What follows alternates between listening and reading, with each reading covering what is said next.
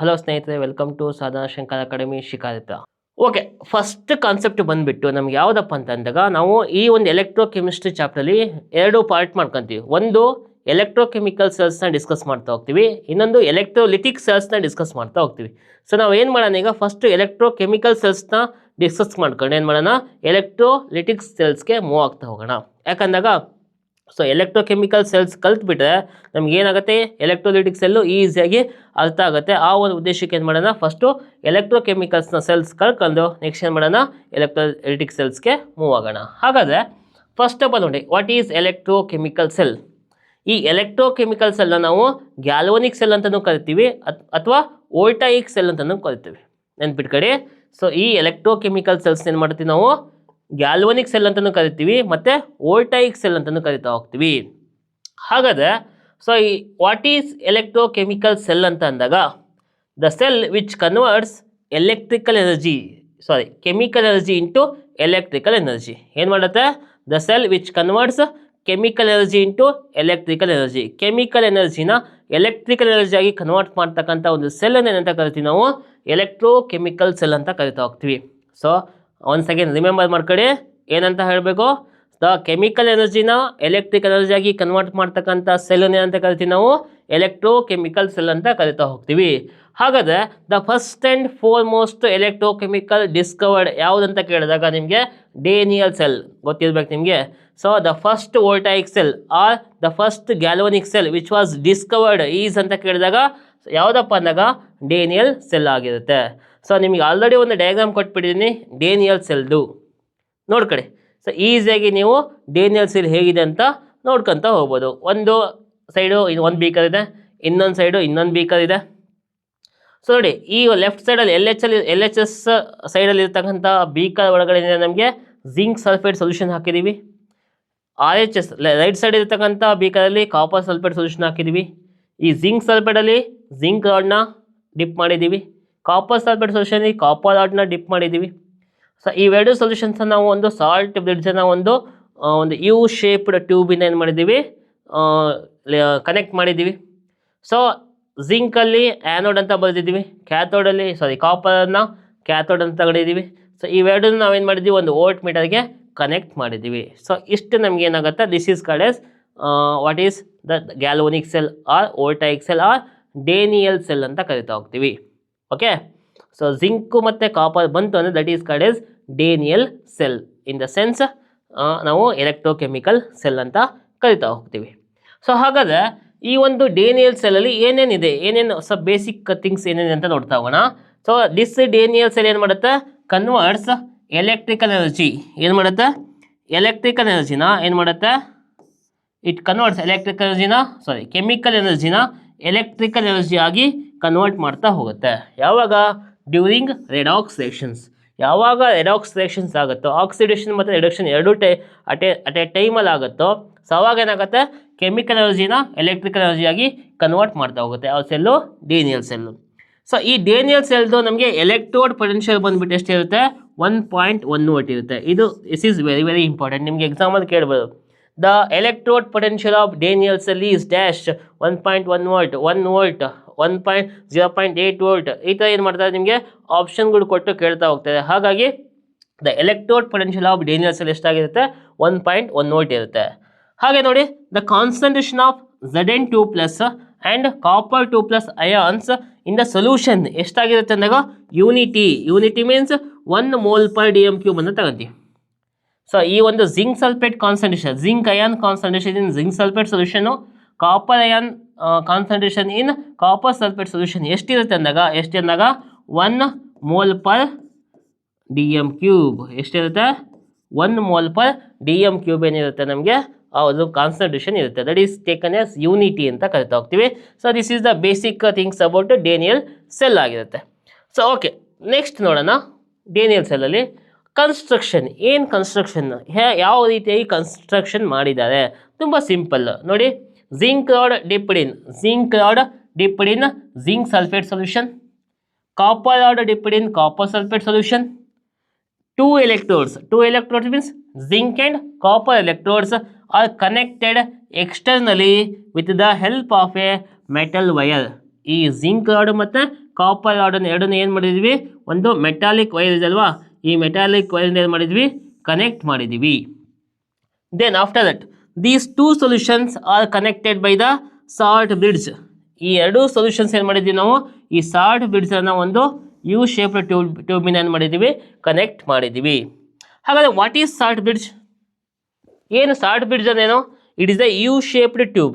ಅಂದರೆ ನೋಡಿ, U shaped tube ಇದೆ ಅಲ್ವಾ, U shaped tube containing a saturated solutions of some salts ಅಂದರೆ ಸ್ಯಾಚುರೇಟೆಡ್ ಸೊಲ್ಯೂಷನ್ ಆಗಿರ್ತಕ್ಕಂಥ ಸಮ್ ಸಾಲ್ಟ್ಸ್ ಯಾವುದಪ್ಪ ಅಂದಾಗ ಒಂದು KCl ಸೊಲ್ಯೂಷನ್ ಆಗಿರ್ಬೋದು, ನೆಕ್ಸ್ಟು ಪೊಟ್ಯಾಷಿಯಮ್ ನೈಟ್ರೇಟ್ ಆಗಿರ್ಬೋದು, ಅಥವಾ ಅಮೋನಿಯಂ ನೈಟ್ರೇಟ್ ಆಗಿರ್ಬೋದು. ಸೊ ಈ ಒಂದು ಸಾಲ್ಟ್ನ ಏನು ಮಾಡ್ತೀವಿ ನಾವು, ಅಗರ್ ಜೆಲ್ ಅಂತ ಬರುತ್ತೆ, ಅದು ಬಿಟ್ಟರೆ ಜೆಲಾಟಿನ್ ಅಂತ ಬರುತ್ತೆ. ಅವೆರಡುಗಳು ಏನು ಮಾಡ್ತೀವಿ, ಅವೆರಡನ್ನೂ ಕೂಡ ಮಿಕ್ಸ್ ಮಾಡಿ ಸೊ ಈ ಒಂದು ಸಾಲ್ಟ್ ಬ್ರಿಡ್ಜ್ ಏನು ಟ್ಯೂಬ್ ಇರುತ್ತಲ್ವ, ಗ್ಲಾಸ್ ಟ್ಯೂಬು, ಅದ್ರ ಒಳಗಡೆ ಫಿಲಪ್ ಮಾಡಿ ತಗೊಂಡಿರ್ತೀವಿ. So that will act as a salt bridge ಅಂತ ಕರಿತೀವಿ.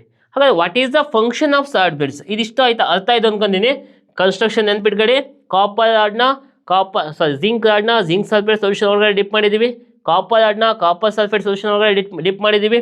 ಈ ಜಿಂಕ್ ರಾಡ್ ಮತ್ತು ಕಾಪರ್ ರಾಡ್ನ ಒಂದು ಮೆಟಾಲಿಕ್ ವೈರಿಂದ ಕನೆಕ್ಟ್ ಮಾಡಿದ್ದೀವಿ. ಸೊ ಇನ್ ಬಿಟ್ವೀನ್ ಏನು ಮಾಡಿದ್ವಿ, ವೋಲ್ಟ್ ಮೀಟರ್ನ ಫಿಕ್ಸ್ ಮಾಡಿದ್ವಿ to measure the electric current. Then after that these two solutions, zinc sulphate solution ಮತ್ತು ಕಾಪರ್ ಸಲ್ಫೇಟ್ ಸೊಲ್ಯೂಷನ್ನ ಎರಡನ್ನೂ ಕೂಡ ನಾವೇನು ಮಾಡಿದ್ವಿ, ಸಾಲ್ಟ್ ಬ್ರಿಡ್ಜ್ನ ಏನು ಮಾಡಿದ್ವಿ, ಕನೆಕ್ಟ್ ಮಾಡಿದ್ವಿ. ಹಾಗಾದರೆ what is salt bridge? It is a U shaped tube containing a saturated solutions of some salts like KCl, potassium chloride ಆಗಿರ್ಬೋದು, ಪೊಟ್ಯಾಷಿಯಮ್ ನೈಟ್ರೇಟ್ ಆಗಿರ್ಬೋದು, ಅಮೋನಿಯಂ ನೈಟ್ರೇಟ್ ಆಗಿರ್ಬೋದು. ಸೊ ಇವನ್ನೇನು ಮಾಡ್ತೀವಿ ಅಂದಾಗ ನಾವು ಅಗರ್ ಜೆಲ್ ಅಂತ ಬರುತ್ತೆ, ಅದು ಬಿಟ್ಟರೆ ಜೆಲಾಟಿನ್ ಒಳಗಡೆ ಮಿಕ್ಸ್ ಮಾಡಿ ಈ ಒಂದು ಸಾಲ್ಟ್ ಬ್ರಿಡ್ಜ್ ಒಳಗಡೆ ಏನು ಮಾಡ್ತೀವಿ, ಫಿಲಪ್ ಮಾಡಿರ್ತೀವಿ. ಸೊ ಹಾಗಾದರೆ ಈ ಒಂದು ಏನು ಸ್ಯಾಚುರೇಟೆಡ್ ಸೊಲ್ಯೂಷನ್ಸ್ ಇದ್ದಾವೆ, ಸೊ ಇದರ ಒಂದು ಫಂಕ್ಷನ್ ಏನು, ಅಥವಾ what is the function of salt bridge ಅಂತ ನೋಡ್ತಾ ಬಂದಾಗ ನಾವು, ಸೊ ನೋಡಿ ಫಂಕ್ಷನ್ಸ್ ಆಫ್ ಸಾಲ್ಟ್ ಬ್ರಿಡ್ಜ್ನ ಫಂಕ್ಷನ್ ಏನಂತ ನೋಡ್ತಾ ಬಂದಾಗ, ಫಸ್ಟ್ ಫಂಕ್ಷನ್ ಬಂದುಬಿಟ್ಟು ಇಟ್ ಮೇಂಟೈನ್ಸ್ ಎಲೆಕ್ಟ್ರಿಕಲ್ ನ್ಯೂಟ್ರಾಲಿಟಿ. ಏನು ನಮಗೀಗ ಆಕ್ಸಿಡೇಷನ್ ರಿಡಕ್ಷನ್ ಆಗುತ್ತಲ್ವ, ಎಲ್ಲಿ ಒಂದು ಆ್ಯನೋಡಲ್ಲಿ ಏನಾಗುತ್ತೆ, ಆಕ್ಸಿಡೇಷನ್ ಆಗುತ್ತೆ. ಆ್ಯನೋಡಲ್ಲಿ ಏನಾಗುತ್ತೆ ನೋಡಿ, ಇಲ್ಲಿ ಆ್ಯನೋಡಲ್ಲಿ ಯಾವಾಗ ಏನಾಗುತ್ತೆ, ಆಕ್ಸಿಡೇಷನ್ ಆಗುತ್ತೆ. ಕ್ಯಾಥೋಡಲ್ಲಿ ಏನಾಗುತ್ತೆ, ರಿಡಕ್ಷನ್. ಆ್ಯನೋಡಲ್ಲಿ ಏನಾಗುತ್ತೆ, oxidation means loss of electron. So ಇಲ್ಲಿ ಕ್ಯಾಥೋಡಲ್ಲಿ ಏನಾಗುತ್ತೆ, ಗೇನ್ ಆಫ್ ಎಲೆಕ್ಟ್ರಾನ್ ಏನಾಗುತ್ತೆ, ಗೇನ್ ಆಫ್ ಎಲೆಕ್ಟ್ರಾನ್. ಸೊ ನೋಡಿ ಇಲ್ಲಿ ಜಿಂಕ್ ಏನಿದೆ ಅಲ್ವಾ, ಜಿಂಕ್ ರಾಡ್ ಏನಾಗುತ್ತೆ, ಆಕ್ಸಿಡೇಷನ್ ಆಗುತ್ತೆ. ಆಕ್ಸಿಡೇಷನ್ ಆದಾಗ ಏನಾಗುತ್ತೆ, ಇಲ್ಲಿ ಎಲೆಕ್ಟ್ರಾನ್ಸ್ ರಿಲೀಸ್ ಆಗುತ್ತಲ್ವ, ಎಲೆಕ್ಟ್ರಾನ್ಸ್ ಏನಾಗುತ್ತೆ, ರಿಲೀಸ್ ಆಗುತ್ತೆ. ಯಾವಾಗ ಸೊ ಜಿಂಕ್ ಇದ್ದಿದ್ದು ನಮಗೆ Zn2+ ಆಗಿ ಕನ್ವರ್ಟ್ ಆಗುತ್ತೆ, ಅವಾಗ ಏನಾಗುತ್ತೆ, ನಮಗೆ ಎಲೆಕ್ಟ್ರಾನ್ಸ್ ಏನಾಗುತ್ತೆ, ರಿಲೀಸ್ ಆಗುತ್ತೆ. ನೋಡಿ ಇದು ಜಿಂಕ್ ಅಯಾನ್ಸ್ ಇಲ್ಲಿ ಬರ್ತಾ ಹೋಗುತ್ತೆ ಏನು ಸೊಲ್ಯೂಷನಿಗೆ, ಜಿಂಕ್ ರಾಡಲ್ಲಿ ಇರ್ತಕ್ಕಂಥ ಜಿಂಕ್ ಅಯಾನ್ಸ್ ಸೊಲ್ಯೂಷನ್ಗೆ ಬಂದಾಗ ಎಲೆಕ್ಟ್ರಾನ್ಸ್ ಏನಾಗುತ್ತೆ, ಲಿಬ್ರೇಟ್ ಆಗ್ತಾ ಹೋಗುತ್ತೆ. ಎಲೆಕ್ಟ್ರಾನ್ಸ್ ಏನಾಗುತ್ತೆ, ಲಿಬ್ರೇಟ್ ಆಗುತ್ತೆ. ಈ ಲಿಬ್ರೇಟ್ ಆಗಿರ್ತಕ್ಕಂಥ ಎಲೆಕ್ಟ್ರಾನ್ಸ್ ಏನಾಗುತ್ತೆ, ಈ ಒಂದು ಮೆಟಾಲಿಕ್ ವೈರ್ ಮುಖಾಂತರ ಏನಾಗುತ್ತೆ, ಕಾಪರ್ ರಾಡಿಗೆ ಬರುತ್ತೆ. ಕಾಪರ್ ರಾಡಿಗೆ ಬಂದಾಗ ಕಾಪರ್ ರಾಡ್ ಏನು ಮಾಡುತ್ತೆ, ಈ ಕಾಪರ್ ಸೊಲ್ಯೂಷನ್ ಇರ್ತಕ್ಕಂಥ ಕಾಪರ್ 2+ ಅಯಾನ್ಸ್ ಏನು ಮಾಡುತ್ತೆ, ಈ ಎಲೆಕ್ಟ್ರಾನ್ನ ಅಬ್ಸರ್ವ್ ಮಾಡ್ಕೊಂಡು ಕಾಪರ್ ಆಗಿ ಏನಾಗುತ್ತೆ, ಈ ಒಂದು ಎಲೆಕ್ಟ್ರೋಡ್ ಮೇಲೆ ಡೆಪಾಸಿಟ್ ಆಗ್ತಾ ಹೋಗುತ್ತೆ. ಅರ್ಥಾಗತ್ತಾ, ಜಿಂಕ್ ರಾಡ್ ಏನಾಗುತ್ತೆ, ಡಿಸಾಲ್ವ್ ಆಗ್ತಾ ಹೋಗುತ್ತೆ ಸೊಲ್ಯೂಷನಲ್ಲಿ. ಕಾಪರ್ ಏನಾಗುತ್ತೆ, ಕಾಪರ್ ಅಯಾನ್ಸ್ ಏನಾಗುತ್ತೆ, ಕಾಪರ್ ಆದಮೇಲೆ ಡೆಪಾಸಿಟ್ ಆಗ್ತಾ ಹೋಗುತ್ತೆ. ಸರ್ ಜಿಂಕ್ ಯಾಕೆ ಡಿಸಾಲ್ವ್ ಆಗುತ್ತೆ, ಕಾಪರ್ ಯಾಕೆ ಡೆಪಾಸಿಟ್ ಆಗುತ್ತೆ ಅನ್ನೋದು ನಮಗೆ ನೆಕ್ಸ್ಟ್ ಕಾನ್ಸೆಪ್ಟಲ್ಲಿ ಎಲೆಕ್ಟ್ರೋಡ್ ಪೊಟೆನ್ಷಿಯಲ್ ಅಂತ ಒಂದು ಕಾನ್ಸೆಪ್ಟ್ ಇದೆ, ಸ್ಟ್ಯಾಂಡರ್ಡ್ ಎಲೆಕ್ಟ್ರೋಡ್ ಪೊಟೆನ್ಷಿಯಲ್ ಅಂತ ಇದೆ. ಆ ಒಂದು ಕಾನ್ಸೆಪ್ಟ್ನ ಡಿಸ್ಕಸ್ ಮಾಡಿದ್ರೆ ನಿಮ್ಗೆ ಏನು ಗೊತ್ತಾಗುತ್ತೆ, ಈಸಿಯಾಗಿ ಯಾಕೆ ಜಿಂಕ್ ಡಿಸಾಲ್ವ್ ಆಗುತ್ತೆ, ಕಾಪರ್ ಯಾಕೆ ಡೆಪಾಸಿಟ್ ಆಗುತ್ತೆ ಅನ್ನೋದನ್ನ ನೆಕ್ಸ್ಟ್ ಒಂದು ಟಾಪಿಕಲ್ಲಿ ನಾವು ನೋಡ್ತಾ ಹೋಗೋಣ. ಸೊ ಇಲ್ಲಿ ನೋಡಿ ಆ್ಯನೋಡಲ್ಲಿ ಏನಾಗುತ್ತೆ, ಆಕ್ಸಿಡೇಷನ್ ಆಗ್ತಿದೆ. ದಟ್ ಮೀನ್ಸ್ ಜಿಂಕ್ ಇದ್ದಿದ್ದು ಜಿಂಕ್ 2+ ಆಗುತ್ತೆ ಮತ್ತು ಎಲೆಕ್ಟ್ರಾನ್ ರಿಲೀಸ್ ಮಾಡ್ತಿದೆ. ಈ ಎಲೆಕ್ಟ್ರಾನ್ಸ್ ಏನಾಗುತ್ತೆ, ಈ ಒಂದು ಮೆಟಾಲಿಕ್ ವೈರ್ ಮುಖಾಂತರ ಕಾಪರ್ ರಾಡಿಗೆ ಬರುತ್ತೆ. ಈ ಕಾಪರ್ ರಾಡಲ್ಲಿ ಏನಾಗುತ್ತೆ, ಸೊ ಬಂದಾಗ ಈ ಕಾಪರ್ ಸಲ್ಫೇಟಲ್ಲಿ ಇರ್ತಕ್ಕಂಥ ಕಾಪರ್ ಅಯಾನ್ಸು ಈ ಎಲೆಕ್ಟ್ರಾನ್ಸ್ನ ಅಕ್ಸೆಪ್ಟ್ ಮಾಡ್ಕೊಂಡು ಗೇನ್ ಮಾಡ್ಕೊಂಡು ಕಾಪರ್ ಆಗಿ ಏನಾಗುತ್ತೆ, ಇಲ್ಲಿ ಡೆಪಾಸಿಟ್ ಆಗುತ್ತೆ. ಕಾಪರ್ ಆದಮೇಲೆ ಏನಾಗುತ್ತೆ, ಡೆಪಾಸಿಟ್ ಆಗ್ತಾ ಹೋಗುತ್ತೆ. ಅರ್ಥ ಆಗುತ್ತಲ್ಲ ಹೇಳೋದು, ಆ್ಯನೋಡಲ್ಲಿ ಆಕ್ಸಿಡೇಷನ್ ಆಯಿತು, ಎಲೆಕ್ಟ್ರಾನ್ ರಿಲೀಸ್ ಆಯಿತು, ಆ ಎಲೆಕ್ಟ್ರಾನ್ಸ್ ಏನಾಯಿತು, ಕಾಪರ್ ರಾಡಿಗೆ ಹೋಯಿತು. ಆ ಕಾಪರ್ ರಾಡ್ ಮುಖಾಂತರ ಕಾಪರ್ ಸೊಲ್ಯೂಷನ್ ಇರ್ತಕ್ಕಂಥ ಕಾಪರ್ ಅಯಾನ್ಸ್ ಏನು ಮಾಡುತ್ತೆ, ಎಲೆಕ್ಟ್ರಾನ್ಸ್ ಅಬ್ಸರ್ವ್ ಮಾಡ್ಕೊಂಡು ಗೇನ್ ಮಾಡ್ಕೊಂಡಾದ್ಮೇಲೆ ಏನಾಯಿತು, ಕಾಪರ್ ಆದಮೇಲೆ ಕಾಪರ್ ಆಗಿ ಡೆಪಾಸಿಟ್ ಆಗ್ತಾ ಹೋಯಿತು. ಸೊ ಇದು ನಮಗೆ ಆಕ್ಸಿಡೇಷನ್ ಆಯಿತು, ರಿಡಕ್ಷನ್ ಆಯಿತು. ಈ ಆಕ್ಸಿಡೇಷನ್ ರಿಡಕ್ಷನ್ ಆದಾಗ ಏನಾಯಿತು ನೋಡಿ, ಇಲ್ಲಿ ಜಿಂಕ್ ಅಯಾನ್ಸ್ ಇಲ್ಲಿ ಜಾಸ್ತಿ ಆಯಿತಾ, ಇಲ್ಲಿ ಕಾಪರ್ ಅಯನ್ಸ್ ಏನಾಯಿತು ಕಡಿಮೆ, ಯಾಕಂದರೆ ಕಾಪರ್ ಡೆಪಾಸಿಟ್ ಆಗ್ತಾ ಹೋಯಿತು. ಜಿಂಕ್ ಏನಾಯ್ತು, ಜಿಂಕ್ ಅಯನ್ಸು ಈ ಸೊಲ್ಯೂಷನ್ ಬರ್ತಾ ಹೋಯಿತು. ಹಾಗಾದರೆ ಇಲ್ಲಿ ಪಾಸಿಟಿವ್ ಅಯನ್ಸ್ ಏನಾಯಿತು ಜಾಸ್ತಿ ಆಯಿತು, ಇಲ್ಲಿ ಪಾಸಿಟಿವ್ ಅಯನ್ಸ್ ಏನಾಯಿತು ಕಡಿಮೆ ಆಗ್ತಾ ಬಂತು, ಹೌದಲ್ವಾ? ಸೊ ಇಲ್ಲಿ Zn2+ ಅಯನ್ಸ್ ಜಾಸ್ತಿ ಆಗ್ತಾ ಹೋಯಿತು, ಇಲ್ಲಿ ಕಾಪರ್ 2+ ಅಯನ್ಸ್ ಏನಾಯಿತು ಕಡಿಮೆ ಆಗ್ತಾ ಬಂತು. ದಟ್ ಮೀನ್ಸ್ ಅಂದಾಗ ಇಲ್ಲಿ ಪಾಸಿಟಿವ್ ಚಾರ್ಜ್ ಜಾಸ್ತಿ ಆಯಿತು, ಇಲ್ಲಿ ಏನಾಯಿತು ಪಾಸಿಟಿವ್ ಚಾರ್ಜ್ ಕಡಿಮೆ ಆಯಿತು. ಇವೆರಡನ್ನು ಬ್ಯಾಲೆನ್ಸ್ ಮಾಡಬೇಕಲ್ವಾ? ಇವೆರಡನ್ನು ಬ್ಯಾಲೆನ್ಸ್ ಮಾಡೋಕ್ಕೆ ನಾವೇನು ತಗೊಂಡಿದ್ದೀವಿ ಇಲ್ಲಿ ಒಂದು ಸಾಲ್ಟ್ ಬ್ರಿಡ್ಜಲ್ಲಿ KCl ಏನು ಸಾಲ್ಟ್ನ ತಗೊಂಡಿದ್ದೀವಿ. ಈ KCl ಸಾಲ್ಟ್ ಏನು ಮಾಡುತ್ತೆ, ಯಾವ ಕಡೆ ಪಾಸಿಟಿವ್ ಚಾರ್ಜ್ ಕಡಿಮೆ ಇದೆ ಆ ಕಡೆ ಏನು ಮಾಡುತ್ತೆ ಪಾಸಿಟಿವ್ ಚಾರ್ಜ್ನ ಕೊಡ್ತಾ ಹೋಗುತ್ತೆ. ಯಾವ ಕಡೆ ನೆಗೆಟಿವ್ ಚಾರ್ಜ್ ಕಡಿಮೆ ಇದೆ ಆ ಕಡೆ ಏನು ಮಾಡುತ್ತೆ ನೆಗೆಟಿವ್ ಚಾರ್ಜ್ನ ಕೊಡ್ತಾ ಹೋಗುತ್ತೆ, ಅಂದರೆ ನೆಗೆಟಿವ್ ಅಯನ್ಸ್ನ ರಿಲೀಸ್ ಮಾಡ್ತಾ ಹೋಗುತ್ತೆ ನೋಡಿ. ಸೊ ಈ ಪೊಟ್ಯಾಷಿಯಮಲ್ಲಿ K+ ಮತ್ತು K+Cl- ಸೇರಿರ್ತಾವಲ್ವಾ, ಯಾಕಂದರೆ ಇಲ್ಲಿ ಪಾಸಿಟಿವ್ ಚಾರ್ಜ್ ಕಡಿಮೆ ಆಗಿದೆ, ಹಾಗಾಗಿ ಏನಾಗುತ್ತೆ ಪೊಟ್ಯಾಷಿಯಮು ಈ ಕಡೆ ಅಯಾನ್ ಆಗಿ ಮೂವ್ ಆಗ್ತಾ ಹೋಗುತ್ತೆ. ಕ್ಲೋರಿನ್ ಏನಾಗುತ್ತೆ ಇಲ್ಲಿ ನೆಗೆಟಿವ್ ಚಾರ್ಜ್ ಕಡಿಮೆ ಆಯ್ತಲ್ವ, ಹಾಗಾಗಿ ಏನಾಯ್ತು ನಮಗೆ ಕ್ಲೋರಿನ್ ಅಯನ್ಸು ಈ ಕಡೆ ಡಿಸಾಲ್ವ್ ಅಂದರೆ ಈ ಒಂದು ಸೊಲ್ಯೂಷನ್ಗೆ ಏನಾಗುತ್ತೆ ಸೊ ಆ್ಯಡ್ ಆಗ್ತಾ ಹೋಗುತ್ತೆ. ಆವಾಗ ಏನಾಗುತ್ತೆ ಎರಡೂ ಸೈಡು ಮತ್ತೇನು ಮಾಡುತ್ತೆ ಅದು ಆ ಎಲೆಕ್ಟ್ರಿಕಲ್ ನ್ಯೂಟ್ರಲಿಟಿ ಏನು ಚಾರ್ಜಸ್ ಇದಾವಲ್ವ ಅದನ್ನು ಬ್ಯಾಲೆನ್ಸ್ ಮಾಡ್ತಾ ಹೋಗುತ್ತೆ.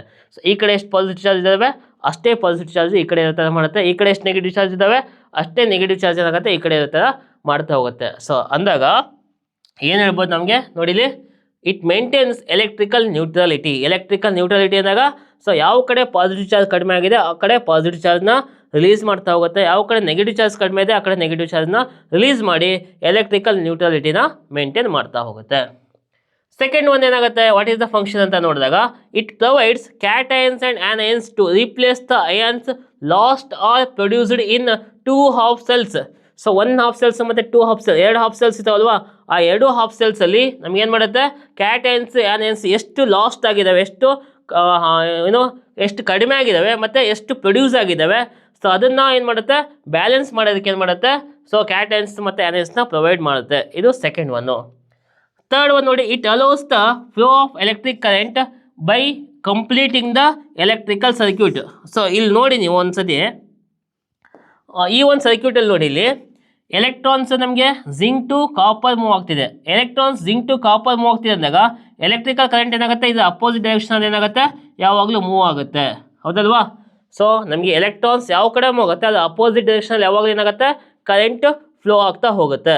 ಸೊ ಇದೇನು ಮಾಡುತ್ತೆ, ಸೊ ಒಂದು ಸಾಲ್ಟ್ ಬ್ರಿಡ್ಜು, ಸೊ ಈ ಒಂದು ಸಾಲ್ಟ್ ಬ್ರಿಡ್ಜು ಈ ಸೊಲ್ಯೂಷನಿಂದ ಈ ಸೊಲ್ಯೂಷನ್ಗೆ ಕನೆಕ್ಟ್ ಆಗಲಿಲ್ಲ ಅಂದಿದ್ರೆ ಯಾವುದೇ ಕಾರಣಕ್ಕೂ ಸರ್ಕ್ಯೂಟು ಕಂಪ್ಲೀಟ್ ಆಗ್ತಿರಲ್ಲ. ಒಂದು ಸರ್ಕ್ಯೂಟಲ್ಲಿ ಕೀ ಅಂತ ನೋಡಿದ್ದೀರಲ್ವ ನೀವು ಫಿಸಿಕ್ಸಲ್ಲಿ, ನೀವು ಯಾವುದೋ ಒಂದು ಸರ್ಕ್ಯೂಟ್ ತಗೊಂಡ್ರೆ ಏನಾಗುತ್ತೆ ಅಲ್ಲಿ ಒಂದು ಕೀ ಅಂತ ಇಟ್ಟಿರ್ತಾರೆ. ಸೊ ಕೀನ ನೀವು ಕ್ಲೋಸ್ ಮಾಡಿದ್ರೆ ಮಾತ್ರ ಏನಾಗುತ್ತೆ ಸರ್ಕ್ಯೂಟ್ ಅಂದರೆ ಎಲೆಕ್ಟ್ರಿಸಿಟಿ ಏನಾಗುತ್ತೆ ಫ್ಲೋ ಆಗುತ್ತೆ. ಕೀನ ತೆಗೆದುಬಿಟ್ರೆ ಏನಾಗುತ್ತೆ ನಮಗೆ ಯಾವುದೇ ಎಲೆಕ್ಟ್ರಿಸಿಟಿ ಫ್ಲೋ ಆಗಲ್ಲ. ಹಾಗಾಗಿ ಈ ಒಂದು ಸರ್ಕ್ಯೂಟ್ ಕಂಪ್ಲೀಟ್ ಆಗಬೇಕಂದಾಗ ಈ salt bridge very very important. ಅಂದರೆ ಇದೇನು ಮಾಡುತ್ತೆ ಎರಡು ಸೊಲ್ಯೂಷನ್ನ ಕನೆಕ್ಟ್ ಮಾಡೋದ್ರಿಂದ ಒಂದು ಸರ್ಕ್ಯೂಟ್ನ ಕಂಪ್ಲೀಟ್ ಮಾಡಿ ಎಲೆಕ್ಟ್ರಿಸಿಟಿ ಏನಾಗುತ್ತೆ ಫ್ಲೋ ಆಗುತ್ತೆ, electrons copper to Jinki move ಆಗುತ್ತೆ ಮತ್ತು ಕರೆಂಟು ಕಾಪರಿಂದ ಜಿಂಕಿ ಬರುತ್ತೆ ಏನು ಮಾಡುತ್ತೆ ಸೊ ಆ ಒಂದು ಸರ್ಕ್ಯೂಟ್ನ ಏನು ಮಾಡುತ್ತೆ ಕಂಪ್ಲೀಟ್ ಮಾಡುತ್ತೆ. ಸೊ ಹಾಗಾಗಿ so there are 3 different roles played by salt bridge. ಯಾವುದೇ ಅಂತಂದಾಗ ಒಂದು it maintains electrical neutrality, it provides cations and anions, and it allows the flow of electric current by completing the circuit. Okay, so these are the functions of salt bridge. So then after that ನೋಡಿಲಿ ಈ ಒಂದು salt ಏನು ನಾವು Daniel cell ತಗೊಂಡಿದ್ದೀವಿ ಅಲ್ಲಿ ನಮಗೆ 2 half cells ಬರ್ತವೆ. ಇವೆಲ್ಲ ಎರಡು ಕೂಡ ನಾವೇನು ಬರ್ದಿದ್ದೀವಿ ಬೋರ್ಡ್ ಮೇಲೆ, ಇವೆರಡು ಕೂಡ ಹಾಫ್ ಸೆಲ್ಸ್. ಒಂದು ನೋಡಿ ಜಿಂಕ್ ಹಾಫ್ ಸೆಲ್ ಒಂದು, ಇನ್ನೊಂದು ಕಾಪರ್ ಹಾಫ್ ಸೆಲ್ ಒಂದು. ನೋಡಿ ಜಿಂಕ್ ಎಲೆಕ್ಟ್ರೋಡ್ ಇದೆ, ಈ ಜಿಂಕ್ ಎಲೆಕ್ಟ್ರೋಡ್ ಅಂತ ಎಲ್ಲಿ ಏನಾಗುತ್ತೆ ಜಿಂಕ್ ಎಲೆಕ್ಟ್ರೋಡಲ್ಲಿ ಆಕ್ಸಿಡೇಷನ್ ಆಗುತ್ತೆ. ಆಕ್ಸಿಡೇಷನ್ ಏನು ನೋಡಿ ಜಿಂಕ್ ಏನಾಗುತ್ತೆ Zn2+ ಆಗಿ 2 ಎಲೆಕ್ಟ್ರಾನ್ ರಿಲೀಸ್ ಮಾಡುತ್ತೆ ಸೊಲ್ಯೂಷನ್ಗೆ, ನೆನಪಿರಬೇಕು. ಸೊ ಜಿಂಕು ರಾಡ್ ಇತ್ತು, ಆ ರಾಡ್ ಏನು ಮಾಡುತ್ತೆ Zn2+ ಏನು ಸೊಲ್ಯೂಷನ್ಗೆ ರಿಲೀಸ್ ಮಾಡುತ್ತೆ, ಈ ಥರ 2 ಎಲೆಕ್ಟ್ರಾನ್ ರಿಲೀಸ್ ಮಾಡ್ತಾ ಹೋಗುತ್ತೆ. ನೆಕ್ಸ್ಟು ಕಾಪರ್ ಎಲೆಕ್ಟ್ರೋಡ್ ಇದೆ, ಇದು ಕ್ಯಾಥೋಡಾಗಿ ಆ್ಯಕ್ಟ್ ಮಾಡುತ್ತೆ. ಸೊ ಕ್ಯಾಥೋಡಲ್ಲಿ ಯಾವಾಗಲೂ ರಿಡಕ್ಷನ್ ಆಗುತ್ತೆ ಅಂದಾಗ ಈ ಒಂದು 2 ಎಲೆಕ್ಟ್ರಾನ್ಸ್ ಏನು ರಿಲೀಸ್ ಆಗಿದ್ವಲ್ವಾ ಆ ಒಂದು 2 ಎಲೆಕ್ಟ್ರಾನ್ಸ್ ಮೆಟಾಲಿಕ್ ವೈರ್ ಮುಖಾಂತರ ಕಾಪರ್ ರಾಡಿಗೆ ಬಂದಿತ್ತು, ಆ ಕಾಪರ್ ರಾಡ್ ಮುಖಾಂತರ ಕಾಪರ್ ಸೊಲ್ಯೂಷನ್ಗೆ ಬಂತು. ಆ ಕಾಪರ್ ಸೊಲ್ಯೂಷನ್ ಇರ್ತಕ್ಕಂಥ ಏನು ಕಾಪರ್ 2+ ಅಯಾನ್ಸ್ ಇತ್ತು ಆ ಕಾಪರ್ 2+ ಅಯಾನ್ಸ್ ಈ 2 ಎಲೆಕ್ಟ್ರಾನ್ಸ್ನ ಗೇನ್ ಮಾಡ್ಕೊಂಡು ಕಾಪರ್ ಆಗಿ ಏನಾಯ್ತು ನಮಗೆ ಕಾಪರ್ ಎಲೆಕ್ಟ್ರೋಡ್ ಮೇಲೆ ಡೆಪಾಸಿಟ್ ಆಗ್ತಾ ಹೋಯಿತು. ಸೊ ಇದು ನಮಗೆ 1 ಹಾಫ್ ಸೆಲಲ್ಲಿ ಆಕ್ಸಿಡೇಷನ್ ಆಯಿತು, ಇನ್ನೊಂದು ಹಾಫ್ ಸೆಲಲ್ಲಿ ಆಯ್ತು ಈಗ ರಿಡಕ್ಷನ್ ಆಗ್ತಾ ಹೋಯಿತು. ಹಾಗಾಗಿ ಈ ಎರಡೂ 2 ಹಾಫ್ ಸೆಲ್ಸ್ನ ಕಂಪ್ಲೀಟ್ ನಾವು ಎರಡನ್ನೂ ಕನೆಕ್ಟ್ ಮಾಡಿದರೆ ನಮಗೆ ಒಂದು ಕಂಪ್ಲೀಟ್ ಏನಾಯಿತು ಡೇನಿಯಲ್ ಸೆಲ್ಲು ಸಿಕ್ತು. ಹಾಗಾದರೆ ಈ ಒಂದು ಸೆಲ್ ರೆಪ್ರೆಸೆಂಟೇಷನ್ನ ಹೆಂಗೆ ಮಾಡ್ತಾ ಹೋಗ್ತೀವಿ, ಓವರ್ ಆಲ್ ಸೆಲ್ ರಿಯಾಕ್ಷನ್ನ ಹೆಂಗೆ ಬರಿತಾ ಹೋಗ್ತೀವಿ ಅದನ್ನ ನೋಡ್ತಾ ಹೋಗೋಣ. ಫಸ್ಟ್ ನೋಡಿ, ಓವರ್ ಆಲ್ ಸೆಲ್ ರಿಯಾಕ್ಷನ್ನ ಬರಿತಾ ಹೋದಾಗ ಏನಾಗುತ್ತೆ ನೋಡಿ, ಇದು ಹಾಫ್ ಸೆಲ್ ರಿಯಾಕ್ಷನ್, ಇದೊಂದು ಹಾಫ್ ಸೆಲ್ ರಿಯಾಕ್ಷನು, ಇದು ಒಂದು ಹಾಫ್ ಸೆಲ್ ರಿಯಾಕ್ಷನ್. ಸೊ ಇವೆರಡನ್ನು ಕಂಬೈನ್ ಮಾಡಿಬಿಟ್ರೆ ಏನಾಗುತ್ತೆ ನೋಡಿ, zinc plus copper 2 plus gives ಎಷ್ಟು Zn2 plus copper. So zinc ಇದೇನಾಗುತ್ತೆ Zn2 ಪ್ಲಸ್ ಕನ್ವರ್ಟ್ ಆಯಿತು, ಕಾಪರ್ 2 ಪ್ಲಸ್ ಇದೇನಾಯ್ತು ಈಗ ಕಾಪರ್ ಆಗಿ ಡೆಪಾಸಿಟ್ ಆಗ್ತಾ ಹೋಯಿತು. So this is the overall cell reaction of the Daniel cell, especially Daniel cell. Okay, ಹಾಗಾದರೆ what is the cell representation of a Daniel cell ಅಂತ ನೋಡ್ತಾ ಬಂದಾಗ, cell representation of Daniel cell ಹೆಂಗಿರುತ್ತೆ ಅಂದಾಗ ನೋಡಿ, combination of any 2 electrodes constitutes a galvanic cell ಅಥವಾ ನಾವು voltaic cell ಅಂತ ಕರಿತೀವಿ. ಯಾವುದಾದ್ರು 2 ಸೆಲ್ನ ನೀವು ಕಂಬೈನ್ ಮಾಡಿದ್ರೆ ಏನು ಸಿಗುತ್ತೆ ನಿಮಗೆ ಡೇನಿಯಲ್ ಯಾವುದು ಗ್ಯಾಲೋನಿಕ್ ಸೆಲ್ ಸಿಗುತ್ತೆ ಅಥವಾ ವೋಲ್ಟಾಯಿಕ್ ಸೆಲ್ಲು ಸಿಗ್ತಾ ಹೋಗುತ್ತೆ. ಹಾಗಾದರೆ ನೋಡಿ ಹೆಂಗೆ ಕಂಬೈನ್ ಮಾಡೋದು ಸರ್, ಇದೇನು ಸರ್ ಈ ಥರ ಬರ್ತಿರೋ ಸೆಲ್ ರೆಪ್ರೆಸೆಂಟೇಷನ್ ಅಂದಾಗ ನೋಡಿ, ಇದು 1 ಹಾಫ್ ಸೆಲ್ಲು, ಇದು ಸೆಕೆಂಡ್ ಹಾಫ್ ಸೆಲ್ಲು. ನೋಡಿ ಜಿಂಕ್ ಹಾಫ್ ಸೆಲ್ ಏನಿತ್ತಲ್ವ ಅದ್ರೇನಾಯಿತು, ಜಿಂಕ್ ಇದೇನಾಯಿತು Zn2 ಪ್ಲಸ್ ಕನ್ವರ್ಟ್ ಆಯಿತು, ಕಾಪರ್ 2 ಪ್ಲಸ್ ಇದೇನಾಯಿತು ಕಾಪರ್ ಆಗಿ ಡೆಪಾಸಿಟ್ ಆಗ್ತಾ ಹೋಯಿತು. ಜಿಂಕ್ ಇದ್ದು Zn2 ಪ್ಲಸ್ ಆಗಿ ಸೊಲ್ಯೂಷನಲ್ಲಿ ಡಿಸಾಲ್ವ್ ಆಗ್ತಾ ಹೋಯಿತು, ಕಾಪರ್ 2 ಪ್ಲಸ್ ಏನಾಯಿತು ಕಾಪರ್ ಆಗಿ ಡೆಪಾಸಿಟ್ ಆಗ್ತಾ ಹೋಯಿತು. ಇವೆರಡರ ಮಧ್ಯೆ ಒಂದು ಏನು ಬರ್ತೀನಿ ಡಬಲ್ ಒಂದು ಲೈನ್ಸ್ ಹಾಕಿದೆ ಅಲ್ವಾ, ಅದೇನು ಇಂಡಿಕೇಟ್ ಮಾಡುತ್ತೆ ಅಂದಾಗ ಸಾಲ್ಟ್ ಬ್ರಿಡ್ಜ್ನ ಇಂಡಿಕೇಟ್ ಮಾಡ್ತಾ ಹೋಗುತ್ತೆ. ಸೊ ಇದು this is called as anodic cell, this is called as cathodic cell. So this is the representation overall cell representation of a Daniel cell ಅಂತ ನೋಡ್ತಾ ಹೋಗ್ತೀವಿ. ಸೊ ಹಾಗಾದರೆ ನೋಡಿ ಜನರಲ್ ಆಗಿ ನಾವೇನು ಮಾಡ್ತೀವಿ, so that is metal 1, then that metal ion concentration ತಗೊಂತೀವಿ. Next salt bridge ಬರುತ್ತೆ, ಮೆಟಲ್ ಅಯಾನ್ 2 ಅದರ ಕಾನ್ಸಂಟ್ರೇಷನ್ ತಗೊಂತೀವಿ, ಮತ್ತು ಅದು ಮೆಟಲ್ ಆಗಿ ಏನಾಗುತ್ತೆ ಡೆಪಾಸಿಟ್ ಆಗ್ತಾ ಹೋಗುತ್ತೆ. ನೋಡಿ ಮೆಟಲ್ ಸೊಲ್ಯೂಷನ್ ಅದರ ಕಾನ್ಸಂಟ್ರೇಷನ್ ತಗೊಂತೀವಿ, ಮೆಟಲ್ ಸೊಲ್ಯೂಷನ್ ಏನಾಗುತ್ತೆ ಮೆಟಲ್ ಆಗಿ ಡೆಪಾಸಿಟ್ ಆಗ್ತಾ ಹೋಗುತ್ತೆ. So this is the general representation of any electrochemical cell ಅಂತ ಕರಿತಾ ಹೋಗ್ತೀವಿ. ಓಕೆ, ನೆಕ್ಸ್ಟ್ ನೋಡಿ, ಈ ಒಂದು ನಾವೇನು ಡೇನಿಯಲ್ ಸೆಲ್ ಅಂತ ಡಿಸ್ಕಸ್ ಮಾಡ್ತಾ ಬಂದ್ವಿ ಇವಾಗ. ಸೊ ಅಲ್ಲಿ functioning of the cell when external opposing potential is applied ಅಂದಾಗ, ಸೊ ಈ ಒಂದು ಡೇನಿಯಲ್ ಸೆಲ್ಗೆ ನಾವು ಎಕ್ಸ್ಟರ್ನಲ್ ವೋಲ್ಟೇಜ್ನ ಅಥವಾ ಎಕ್ಸ್ಟರ್ನಲ್ ಪೊಟೆನ್ಷಿಯಲ್ನ ಕೊಟ್ಟಾಗ ಆ ಸೆಲ್ ಏನಾಗಿ ಆ್ಯಕ್ಟ್ ಆಗುತ್ತೆ, ಯಾವ ಥರ ವರ್ಕ್ ಆಗುತ್ತೆ ನೋಡ್ತಾ ಹೋಗೋಣ. ಸೊ ನಾನು ಕೇಸ್ 1, ಕೇಸ್ 2, ಕೇಸ್ 3 ಅಥವಾ ABC ಕೇಸ್ನ 3 ಕೇಸ್ ಬರ್ತವೆ. ಸೊ ಅಂದರೆ ನೋಡಿ, ಯಾವಾಗ ಈ ಒಂದು ದಿಸ್ ಈಸ್ ಕಾರ್ಡೆಸ್ ನೋಡಿ, ಇಲ್ಲಿಂದ ಇಲ್ಲಿವರೆಗೂ ಏನಿದಲ್ವಾ, ಇಲ್ಲಿವರೆಗೂ ದಿಸ್ ಈಸ್ ಕಾರ್ಡೆಸ್ ಏನಂತ ಕರಿತೀವಿ, ನಮ್ಮದು ಡೇನಿಯಲ್ ಸೆಲ್ ಇದೆ. ಈ ಡೇನಿಯಲ್ ಸೆಲ್ಗೆ ಏನು ಮಾಡಿದ್ವಿ ನಾವು, ರಿಯೋಸ್ಟ್ಯಾಟ್ ಮುಖಾಂತರ ನಾವು ಒಂದು ಎಕ್ಸ್ಟರ್ನಲ್ ಸೋರ್ಸ್ ನೋಡಿ ಬ್ಯಾಟ್ರಿನ ಕನೆಕ್ಟ್ ಮಾಡಿದ್ದೀವಿ. ಆ ಬ್ಯಾಟ್ರಿ ಫಸ್ಟ್ ಕೇಸಲ್ಲಿ ನೋಡಿ ನಾವು ಕನೆಕ್ಟ್ ಮಾಡಿರ್ತಕ್ಕಂಥ ಎಕ್ಸ್ಟರ್ನಲ್ ಬ್ಯಾಟ್ರಿ ಇದೆ ಅಲ್ವಾ, ಅದೇನಾಗಿದೆ that is less than 1.1 volt, because already ನಾವು ಹೇಳಿದ್ದೆ. So what is the electrode potential of Daniel cell ಅಂತ ಅಂದಾಗ 1.1 ವೋಲ್ಟ್ ಅಂದಾಗ ಆ ಒಂದು ಡೇನಿಯಲ್ ಸೆಲ್ ಏನು ಮಾಡುತ್ತೆ 1.1 ವೋಲ್ಟ್ನ ವೋಲ್ಟೇಜ್ನ ಪ್ರೊಡ್ಯೂಸ್ ಮಾಡ್ತಾ ಹೋಗುತ್ತೆ. ಸೊ ನಾವು ಆ ಒಂದು ಡೇನಿಯಲ್ ಸೆಲ್ಗೆ ನಾವು ಎಕ್ಸ್ಟರ್ನಲ್ ಬ್ಯಾಟ್ರಿ ಕನೆಕ್ಟ್ ಮಾಡಿದ್ವಲ್ವ, ಆ ಎಕ್ಸ್ಟರ್ನಲ್ ಬ್ಯಾಟ್ರಿ ಇರ್ತಕ್ಕಂಥ ವೋಲ್ಟೇಜು 1.1 ವೋಲ್ಟ್ಗಿಂತ ಕಡಿಮೆ ನಾವು ಕನೆಕ್ಟ್ ಮಾಡಿದರೆ, ಸೊ ಆ ಟೈಮಲ್ಲಿ ಏನಾಗುತ್ತೆ ನೋಡಿ, electrons flow from zinc to copper, same ಜಿಂಕಿಂದ ಕಾಪರ್ ಎಲೆಕ್ಟ್ರಾನ್ಸ್ ಮೂವ್ ಆಗುತ್ತೆ. ಅದೇ ಥರ ಕರೆಂಟ್ ಏನಾಗುತ್ತೆ ಕಾಪರ್ ಟು ಜಿಂಕ್ ಮೂವ್ ಆಗ್ತಾ ಹೋಗುತ್ತೆ. ಒಂದು ಕೇಸ್ ಆ್ಯಸ್ ಇಟ್ ಈಸ್ ನಾವೇನು ಡೇನಿಯಲ್ ಸೆಲ್ ಡಿಸ್ಕಸ್ ಮಾಡಿದ್ವಿ ಸೇಮ್ ಆ್ಯಸ್ ಇಟ್ ಈಸ್ ಆಗುತ್ತೆ. ಅದೇ ಥರ zinc dissolve at anode, zinc ಏನಾಗುತ್ತೆ ಡಿಸಾಲ್ವ್ ಆಗ್ತಾ ಹೋಗುತ್ತೆ, ಕಾಪರ್ ಏನಾಗುತ್ತೆ ಡೆಪಾಸಿಟೆಡ್ ಕ್ಯಾಥೋಡ್ ಆಗುತ್ತಾ ಹೋಗುತ್ತೆ. ಸೊ ಹಾಗಾಗಿ ನಮಗೆ ಸೇಮ್ ಆ್ಯಸ್ ಇಟ್ ಈಸ್ ನಾವೇನು ಡೇನಿಯಲ್ ಸೆಲ್ಲು ಡಿಸ್ಕಸ್ ಮಾಡಿದ್ವಿ, ದಟ್ ಈಸ್ ಎಲೆಕ್ಟ್ರೋಕೆಮಿಕಲ್ ಸೆಲ್ನ ಡಿಸ್ಕಸ್ ಮಾಡಿದ್ವಿ ಇಷ್ಟೊತ್ತು, ಅದೇ ಸೆಲ್ಲಾಗೆ ಆ್ಯಕ್ಟ್ ಆಗುತ್ತೆ. ಅಂದರೆ ನೋಡಿ, ಯಾವಾಗ ಎಕ್ಸ್ಟರ್ನಲ್ ವೋಲ್ಟೇಜು ನಮಗೆ 1.1 ವೋಲ್ಟ್ಗಿಂತ ಕಡಿಮೆ ಇರುತ್ತೆ ಆವಾಗ ಆ ಸೆಲ್ಲು ಎಲೆಕ್ಟ್ರೋಕೆಮಿಕಲ್ ಸೆಲ್ಲಾಗಿಯೇ ಆ್ಯಕ್ಟ್ ಆಗ್ತಾ ಹೋಗುತ್ತೆ. ಸೆಕೆಂಡ್ ಕೇಸ್ ಬಿ ಎಲ್ಲಿ ನೋಡ್ತಾ ಬಂದಾಗ ನಾವು ಎಕ್ಸ್ಟರ್ನಲ್ ವೋಲ್ಟೇಜ್ ಏನು ಮಾಡಿದ್ವಿ, 1 ವೋಲ್ಟ್. ಅಂದರೆ ಸೊ ಡೇನಿಯಲ್ ಸೆಲ್ದು ಕೂಡ 1.1 ವೋಲ್ಟೇ ಇರೋದು, ನಾವು ಸಪ್ಲೈ ಮಾಡಿರ್ತಕ್ಕಂಥ ಎಕ್ಸ್ಟರ್ನಲ್ ವೋಲ್ಟೇಜು ಕೂಡ 1.1 ವೋಲ್ಟೇ ಇದ್ದಾಗ ಏನಾಗುತ್ತೆ, no flow of electrons or current, electrons ಇಲ್ಲಿ ಫ್ಲೋ ಆಗಲ್ಲ, ಕರೆಂಟು ಕೂಡ ಫ್ಲೋ ಆಗಲ್ಲ. ಸೊ ಹಾಗಾಗಿ ಏನು ದಟ್ ಮೀನ್ಸ್ ಅಂದರೆ no chemical reaction takes place, ಇಲ್ಲಿ ಯಾವುದು ಕೆಮಿಕಲ್ ರಿಯಾಕ್ಷನ್ನೇ ಆಗಲ್ಲ, ಕರೆಂಟ್ 0 ಇರುತ್ತೆ. ನೆಕ್ಸ್ಟು ನಮಗೆ ಎಲೆಕ್ಟ್ರಾನ್ಸ್ ಫ್ಲೋನು ಕೂಡ 0 ಇರುತ್ತೆ. ಇದು ಸೆಕೆಂಡ್ ಕೇಸ್. ದಟ್ ಮೀನ್ಸ್ ನಮಗೆ ಎಕ್ಸ್ಟರ್ನಲ್ ವೋಲ್ಟೇಜ್ 1.1 ವೋಲ್ಟ್ಗೆ ಈಕ್ವಲ್ ಆಗಿದ್ದಾಗ ಯಾವುದೇ ರಿಯಾಕ್ಷನ್ ಆಗಲ್ಲ, ಯಾವುದೇ ಕೆಮಿಕಲ್ ರಿಯಾಕ್ಷನ್ ಆಗಿಲ್ಲ ಅಂದಾಗ ಯಾವುದೇ ಎಲೆಕ್ಟ್ರಾನ್ ಟ್ರಾನ್ಸ್ಫರ್ ಆಗಲ್ಲ, ಎಲೆಕ್ಟ್ರಾನ್ ಟ್ರಾನ್ಸ್ಫರ್ ಆಗಿಲ್ಲ ಅಂದಾಗ ಕರೆಂಟು ಕೂಡ ಟ್ರಾನ್ಸ್ಫರ್ ಆಗಲ್ಲ. ಓಕೆ, ನೋಡಿ ಕೇಸ್ ಸಿ ಎಲ್ ನೋಡ್ತಾ ಬಂದಾಗ external voltage is greater than 1.1 volt. So ನಮಗೆ ಡೇನಿಯಲ್ ಸೆಲ್ದು 1.1 ವೋಲ್ಟ್ ಇತ್ತು. ಸೊ ಅದಕ್ಕಿಂತ ನಾವು ಜಾಸ್ತಿ ವೋಲ್ಟೇಜ್ನ ಸಪ್ಲೈ ಮಾಡಿದಾಗ electrons will flow from copper to zinc. ಎಲ್ಲಿಂದ ಆಗುತ್ತೆ? ಕಾಪರಿಂದ ಜಿಂಕಿಗೆ ಎಲೆಕ್ಟ್ರಾನ್ಸ್ ಫ್ಲೋ ಆಗುತ್ತೆ. ಅದೇ ಥರ ಕರೆಂಟ್ ಏನಾಗುತ್ತೆ? Current flows from zinc to copper. ಆಗಲೇ ನಮಗೆ ಡೇನಿಯಲ್ ಎಲೆಕ್ಟ್ರೋಕೆಮಿಕಲ್ಸ್ ಎಲ್ಲ ಏನಾಗಿತ್ತು ಅದು ಎಕ್ಸಾಕ್ಟ್ ರಿವರ್ಸ್ ಆಗುತ್ತೆ. ಸೊ ಆಗಲೇ ಜಿಂಕ್ ಟು ಕಾಪರ್ಗೆ ಎಲೆಕ್ಟ್ರಾನ್ಸ್ ಫ್ಲೋ ಆಗಿತ್ತು, copper to zinc current flow ಆಗಿತ್ತು. ಇವಾಗ ಏನಾಗುತ್ತೆ? ಸೊ ಜಿಂಕ್ ಟು ಕಾಪರ್ ಏನಾಗುತ್ತೆ? ಕರೆಂಟ್ ಫ್ಲೋ ಆಗುತ್ತೆ. ಕಾಪರ್ ಟು ಜಿಂಕ್ ಏನಾಗುತ್ತೆ? ಎಲೆಕ್ಟ್ರಾನ್ಸು ಫ್ಲೋ ಆಗ್ತಾ ಹೋಗುತ್ತೆ. So zinc is deposited at the zinc electrode. ಆಗಲೇ ಕಾಪರ್ ಡೆಪಾಸಿಟ್ ಆಗೈತಿ, ಜಿಂಕ್ ಡಿಸಾಲ್ವ್ ಆಗಿತ್ತು. ಇವಾಗ ಏನಾಗುತ್ತೆ? ಜಿಂಕಲ್ಲಿ ಡೆಪಾಸಿಟ್ ಆಗ್ತಾ ಹೋಗುತ್ತೆ, ಕಾಪರ್ ಏನಾಗುತ್ತೆ? ಡಿಸಾಲ್ವ್ ಆಗ್ತಾ ಹೋಗುತ್ತೆ. ಸೊ ಅವಾಗ ಏನಾಗುತ್ತೆ? That cell, that Daniel cell will act as A electrolytic cell ಆಗಿ ಆ್ಯಕ್ಟ್ ಆಗುತ್ತೆ. ಏನಾಗುತ್ತೆ? ಎಲೆಕ್ಟ್ರೋಲಿಟಿಕ್ ಸೆಲ್ ಆಗಿ ಆ್ಯಕ್ಟ್ ಆಗ್ತಾ ಹೋಗುತ್ತೆ. ಎಲೆಕ್ಟ್ರೋಲಿಟಿಕ್ ಸೆಲ್ ಅಂದಾಗ ಏನು ಮಾಡುತ್ತೆ? ಎಲೆಕ್ಟ್ರಿಕಲ್ ಎನರ್ಜಿನ ಕೆಮಿಕಲ್ ಎನರ್ಜಿಯಾಗಿ ಕನ್ವರ್ಟ್ ಮಾಡ್ತಾ ಹೋಗುತ್ತೆ. ನೋಡಿ ಇಲ್ಲಿ ನಮಗೆ ಎಲೆಕ್ಟ್ರೋಕೆಮಿಕಲ್ ಸೆಲ್ ಆದಾಗ ಏನಾಗುತ್ತೆ? ಸ್ಪಾಂಟೇನಿಯಸ್ ರಿಯಾಕ್ಷನ್ಸ್ ಆಗ್ತಿರುತ್ತೆ.